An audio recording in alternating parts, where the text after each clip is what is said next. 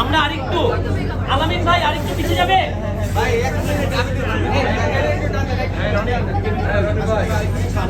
টেবিলটা একটু টান দাও না, টেবিলটা টান দাও।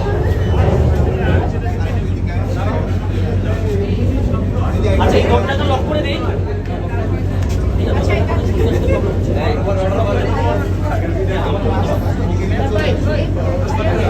ভাইয়া আমি সবাইকে অনুরোধ করছি আরো কিছু টেবিল সরে গেছে, টেবিল সরে গেছে, সেটা পিছনে নিয়ে দিই।